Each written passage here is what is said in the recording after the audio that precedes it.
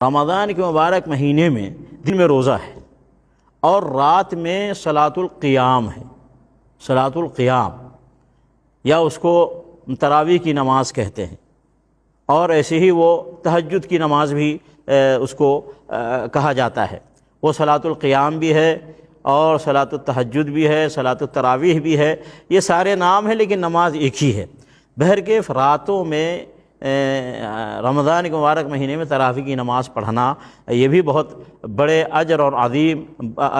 عظیم کا ذریعہ ہے اور بہت بڑے ثواب حاصل کرنے کا ذریعہ ہے۔ کیوں کہ رسول اللہ صلی اللہ علیہ وسلم نے فرمایا من قام رمضان ایمانا واحتسابا غفر له ما تقدم من ذنبه، بخاری اور مسلم حدیث ہے کہ رسول اللہ صلی اللہ علیہ وسلم نے فرمایا جس نے رمضان کی راتوں میں قیام کیا ایمان کی حالت میں اور ثواب حاصل کرنے کی نیت سے، تو اس کے پچھلے گناہ معاف کر دیے جائیں گے۔ یعنی ایمان کی حالت میں، یعنی یہ ایمان ہو ہمارا کہ یہ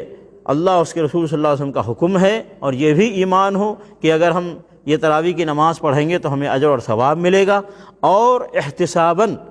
اس نیت سے ہم پڑھیں کہ اس کا اجر اور ثواب کے ہم حقدار بنیں گے، اور ہمارے اس کی صلاۃ القیام کی پڑھنے کی وجہ سے یا تراویح پڑھنے کی وجہ سے اللہ تعالی ہمارے گناہوں کو معاف کرے گا۔ اس نیت سے ہم تراویح کی نماز پڑھیں، تو راتوں میں تراویح کی نماز پڑھنے کا بھی اہتمام کریں اور اس کا بھی خیال رکھیں۔ اسی طریقے سے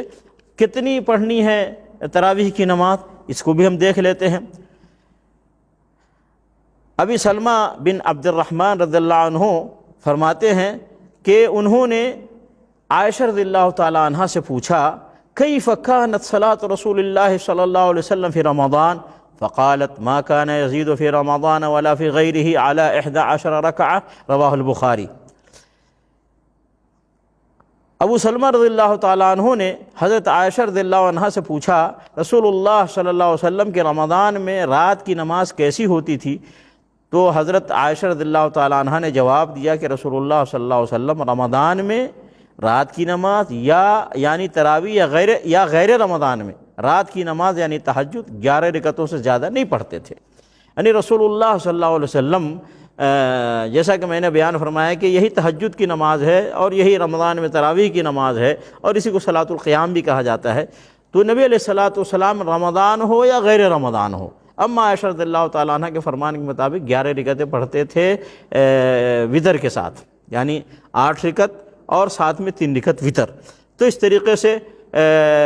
مسلمانوں کو چاہیے کہ تراویح کی نماز 11 رکعت پڑھیں، یا اور ایک روایت میں 13 رکعت بھی آتا ہے وتر کے ساتھ۔ تو بہرکیف نماز کو چاہے وہ فرض ہو، چاہے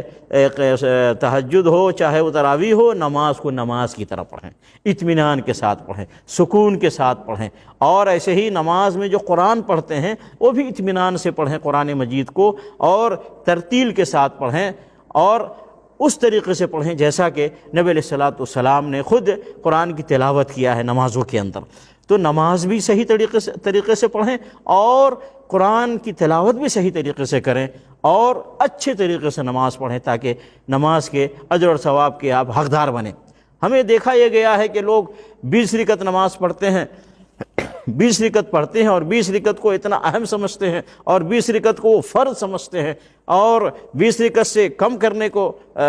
کم نہیں کرنا چاہتے، 20 رکعت سے بڑھانا نہیں چاہتے ہیں۔ بہرکیف 20 رکعت کو انہوں نے فکس کر دیا ہے، اور پھر کیا سمجھتے ہیں، اور اس کی وجہ سے 20 رکعت پوری کرنے کے لیے وہ نماز بھی جلدی جلدی پڑھتے ہیں، قرآن بھی جلدی جلدی پڑھتے ہیں، قرآن بھی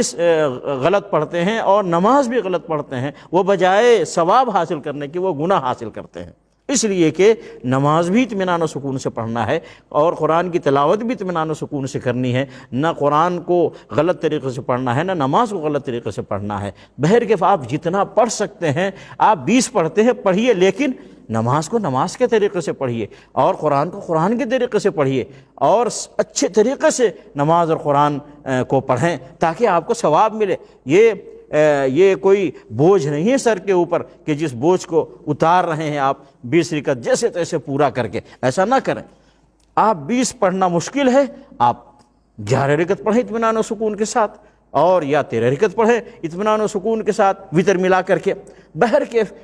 آپ ثواب کے حقدار بنیں، ایسی نماز پڑھیں اور آپ کو ثواب ملے، ایسے قرآن کی تلاوت کریں۔ اللہ تعالیٰ مسلمانوں کو صحیح طریقے سے تراویح اور تراویح کے علاوہ ساری نمازیں پڑھنے کی توفیق عطا فرمائے، آمین۔